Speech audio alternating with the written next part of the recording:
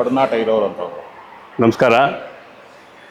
ಇವತ್ತು ಮುಳಬಾಗಿಲು ತಾಲೂಕು ವಕೀಲರ ಸಂಘದ ವತಿಯಿಂದ ನಿನ್ನೆ ನಮ್ಮ ಪ್ರಭಾವಿ ಮುಖಂಡ, ಜನಾಂಗದ ಪ್ರಭಾವಿ ಮುಖಂಡ ಅನೇಕ ಸಮಸ್ಯೆಗಳನ್ನು ಎದುರಿಸಿ ಅವ್ರದ್ದೇ ಆದಂಥ ಒಂದು ಚಾಪ್ಗಾಲು ಇಟ್ಕೊಂಡು ನಿನ್ನೆ ನಮ್ಮ ರಾಜ್ಯದ ಮುಖ್ಯಮಂತ್ರಿಯಾಗಿ ಪ್ರಮಾಣ ವಚನ ಸ್ವೀಕಾರ ಮಾಡಿ, ಅದೇ ಸಮಯದಲ್ಲಿ ಅವರ ಅಧಿಕಾರವನ್ನು ಸ್ವೀಕಾರ ಮಾಡಿ ರಾಜ್ಯಕ್ಕೆ ಒಂದು ಮಾದರಿ ಮುಖ್ಯಮಂತ್ರಿ ಆಗುವಂಥ ನಿಟ್ಟಿನಲ್ಲಿ ಅವರು ಕೆಲಸ ಮಾಡ್ತಕ್ಕಂಥ ವ್ಯಕ್ತಿತ್ವ ಉಳ್ಳವರು.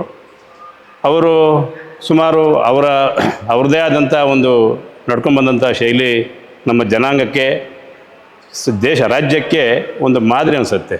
ಏಕೆಂದರೆ ಸುಮಾರು ಅವರು 8 ಸಲ ಶಾಸಕರಾಗಿ ಆಯ್ಕೆಯಾಗಿ ಅನೇಕ ಜವಾಬ್ದಾರಿ ಸ್ಥಾನಗಳನ್ನು ನಿರ್ವಹಿಸಿ ಸಹಕಾರ ಸಚಿವರಾಗಿ, ನೀರಾವರಿ ಸಚಿವರಾಗಿ, ನಗರಾಭಿವೃದ್ಧಿ ಸಚಿವರಾಗಿ ಅನೇಕ ಅತ್ಯುನ್ನತವಾದಂಥ ಹುದ್ದೆಗಳನ್ನು ಹೊಂದಿ ನಮ್ಮ ರಾಜ್ಯಕ್ಕೆ ಅನೇಕ ರೀತಿಯಲ್ಲಿ ಒಳ್ಳೆಯ ಸೇವೆಯನ್ನು ನಡ್ಕೊಂಬಂದಂಥ ವ್ಯಕ್ತಿ ನಮ್ಮ ಡಿ ಕೆ ಶಿವಕುಮಾರ್ ಸಾಹೇಬರು. ಅವರಾಗಿರೋದಂತೂ ಸುಮಾರು ನಮ್ಮ ರಾಜ್ಯಕ್ಕೆಲ್ಲನೂ ಒಂದು ಹರ್ಷ ತಂದಂಗೆ ಆಗುತ್ತೆ. ಅದು ನಮ್ಮ ಜನಾಂಗಕ್ಕಂತೂ ಒಂದು ಒಳ್ಳೆಯ ಒಂದು ಕೊಡುಗೆ, ಒಂದು ಗೌರವ ಕೊಟ್ಟಂಥ ವ್ಯಕ್ತಿ. ಅವರು ನಮ್ಮ ಜನಾಂಗದ ಗೌರವವನ್ನು ಕಾಪಾಡ್ತಾರೆ. ಮುಂದಿನ ದಿನಗಳಲ್ಲಿ ಕರ್ನಾಟಕ ರಾಜ್ಯವನ್ನು ಅತ್ಯುನ್ನತ ಮಟ್ಟಕ್ಕೆ ಕೊಂಡೊಯ್ತಾರೆ ಅಂತ ಆಶಾಭಾವನೆ ಎಲ್ಲ ಜನಾಂಗಗಳಲ್ಲಿ, ಈ ಪ್ರತಿಯೊಂದು ದೀನದಲಿತರು, ಪ್ರತಿ ಕಾರ್ಮಿಕರು, ಕೂಲಿ ಕಾರ್ಮಿಕರು, ಯಾವುದೇ ರೀತಿಯಲ್ಲಿ ಇರುತ್ತೆ ಎಲ್ಲ ಫೀಲ್ಡ್ ಜನಾಂಗಕ್ಕೂ ಒಳ್ಳೆಯದಾಗತ್ತೆ ಅವರಿಂದ ಅನ್ನೋ ಒಂದು ಆಶಾಭಾವನೆ ಇದೆ. ಆ ನಂಬಿಕೆಯೂ ಜನರಲ್ಲಿದೆ. ಆ ನಂಬಿಕೆಯನ್ನು ಅವ್ರು ಉಳಿಸ್ಕೊತಾರೆ. ಅದೇ ರೀತಿ ಕರ್ನಾಟಕ ರಾಜ್ಯವನ್ನು ಯಾವ ರೀತಿ ನಮ್ಮ ದೇಶದಲ್ಲೇ ನಂಬರ್ 1 ರಾಜ್ಯವನ್ನಾಗಿ ಅವ್ರು ಮಾಡೋಂಥ ತಾಕತ್ತು, ಧೈರ್ಯ, ಆ ಒಂದು ನಾಲೆಡ್ಜ್ ಅವ್ರಿಗಿದೆ.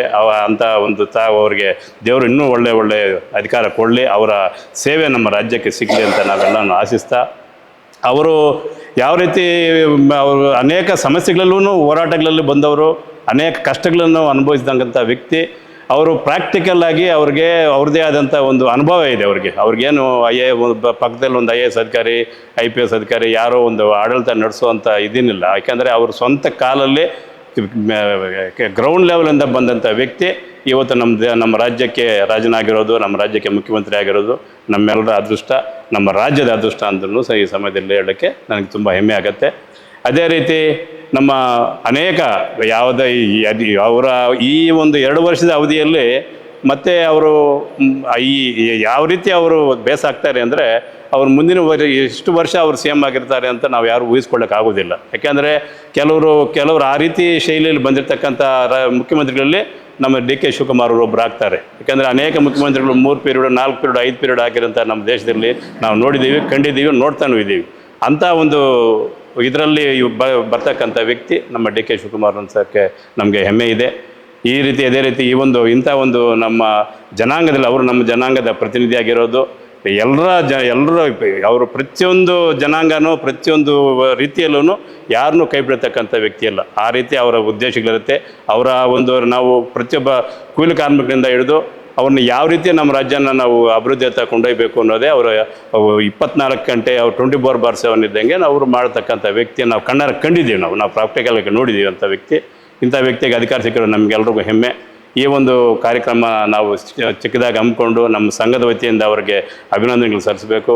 ನಮಗೆ ಆದಂಥ ನಮ್ಮ ತಾಲೂಕಿಗೆ, ನಮ್ಮ ರಾಜ್ಯಕ್ಕೆ, ನಮ್ಮ ಜಿಲ್ಲೆಗೆ ಅವರ ಒಂದು ಕೊಡುಗೆ ಅಪಾರ ಇದೆ. ಅವರನ್ನು ಉಳಿಸ್ಕೋಬೇಕು, ಬೆಳೆಸ್ಕೋಬೇಕು ಅಂತ ನಮ್ಮ ಎಲ್ಲ ಮುಖಂಡರಲ್ಲಿ, ನಮ್ಮ ಎಲ್ಲ ಸಮುದಾಯದ ಎಲ್ಲ ಮುಖಂಡರಲ್ಲಿ ಎಲ್ಲರಲ್ಲಿ ನಾವು ಪ್ರಾರ್ಥನೆ ಮಾಡಿ ಈ ಕಾರ್ಯಕ್ರಮದಲ್ಲಿ ಭಾಗವಹಿಸ್ತಕ್ಕಂಥ ನಮ್ಮೆಲ್ಲ ಸಮುದಾಯದ ಜನಾಂಗದ ಮುಖಂಡರುಗಳು ನಮ್ಮ ಹೊಂದಿಸಿ ನನ್ನ ಮಾತನ್ನು ಮುಗಿಸ್ತೀನಿ. ಹೇಳಬೇಕಾದ್ರೆ ಅವರು ಮಹಾನ್ ದೈವಾಂಶ ಸಂಭೂತರವರು, ಪ್ರಿಯತ ದೈವಭಕ್ತಿ ಉಳ್ಳಂಥ ವ್ಯಕ್ತಿ.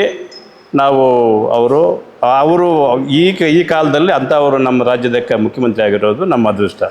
ಮತ್ತು ಈ ಸನಾತನ ಧರ್ಮದ ಬಗ್ಗೆ ದೇವರಿದ್ದಾನೆ, ದೇವ್ರ ಶಕ್ತಿ ಇದೆ ಅನ್ನೋವಂಥ ಒಂದು ಯುವಜನತೆಗೆ, ಈ ಜನಾಂಗಕ್ಕೆ, ನಮ್ಮ ರಾಜ್ಯಕ್ಕೆ ತಿಳಿಸ್ಕೊಡೋ ರೀತಿಯಲ್ಲಿ ಅದನ್ನ ನಡ್ಕೊಂಡು ಹೋಗ್ತಾ ಇದ್ದಾನೆ. ಇಂಥ ವ್ಯಕ್ತಿಗಳಲ್ಲಿ ಅದು ಕಡಿಮೆ ಸಿಗೋದು. ಯಾಕಂದರೆ ಪಕ್ಕದಲ್ಲಿ ನಮ್ಮ Andhra CM deputy CM Pawan Kalyan ಇದ್ದಾರೆ. ಅದೇ ರೀತಿ ಮೋದಿಯಿಂದ ಹಿಡಿದು ಇಂಥವರು ರಾಜ್ಯದ ರಾಜ್ಯವನ್ನು ಚುಕ್ಕಾಣಿ ಹಿಡಿಯೋದು ಒಳ್ಳೆಯದು ಅನಿಸುತ್ತೆ. ಯಾಕಂದರೆ ಇವರು ಕೆಲವರೆಲ್ಲ ದೇವರಿಲ್ಲ, ಅದಿಂಗೆ ಇದಿಂಗೆ, ಕೆಲವರೆಲ್ಲ ಏನೋ ಅಂತಾರೆ, ಏನೊಂದು ಹೊಡಿದೆಯಲ್ಲ, ದೇವರಿಲ್ಲ ಅನ್ನೋ ವರ್ಡು. ಮೌಢ್ಯ ಅದು ಮೂಢನಂಬಿಕೆ ಮೂಢನಂಬಿಕೆ ಇವೆಲ್ಲ ಕೆಲವು ನಂಬಲ್ಲ. ನಾಸ್ತಿಕರು ನಾಸ್ತಿಕರು ಅಂಥ ಜನ ನಮ್ಮ ದೇಶದಲ್ಲಿ ಜಾಸ್ತಿ ಆಗಿಬಿಡಿದ್ದಾರೆ. ಇಂಥವ್ರು ಇರೋದ್ರಿಂದ ಇವರು ಪ್ರತಿಯೊಂದು ವರ್ಡಲ್ಲೂ ದೇವರ ವರ್ಡ್ ಒಂದು ಅರ್ಥ ಬರುತ್ತೆ. ಅವ್ರದ್ದು ಡಿ ಕೆ ಶಿವಕುಮಾರ್ ಮಾತಾಡೋ ವರ್ಡಲ್ಲಿ ಪ್ರತಿಯೊಂದು ವರ್ಡಲ್ಲೂ ಪ್ರತಿಯೊಂದು ಪದಲ್ಲೂ ದೇವ್ರನ್ನ ಎಲ್ಲ ಒಂದು ಜಾಗದಲ್ಲಿ ಸಂಸ್ಕೃತನ ದೇವ್ರನ್ನ ನಮ್ಮ ಹಿಂದಿನ ಕಾಲದಲ್ಲಿ ನೋಡ್ಕೊಂಡು ಬರ್ತಕ್ಕಂಥ ಒಂದು ಆಚಾರ ವಿಚಾರಗಳನ್ನು ಅವರು ಹೇಳ್ತಾರೆ. ವಿಧಾನಸೌಧದಲ್ಲಿ ಓಪನ್ ಆಗಿ ಹೇಳ್ತಾರೆ. ಅವ್ರು ನೋಡ್ಕೊಳ್ಳೋ ರೀತಿನೂ ನಾವು ನೋಡಿದ್ದೀವಿ. ಇಂಥವರಾಗಿರೋದ್ರಿಂದ ನಮ್ಮ ಮುಂದಿನ ದಿನಗಳಲ್ಲಿ ನಮ್ಮ ದೈವಶಕ್ತಿ ಸನಾತನ ಧರ್ಮ ಉಳಿಯೋಕ್ಕೆ ಅವರು ಶತಸಿದ್ಧರಾಗುತ್ತೆ ಅಂತ ಈ ಸಮಯದಲ್ಲಿ ಹೇಳಲಿಕ್ಕೆ ಬಯಸ್ತೀವಿ.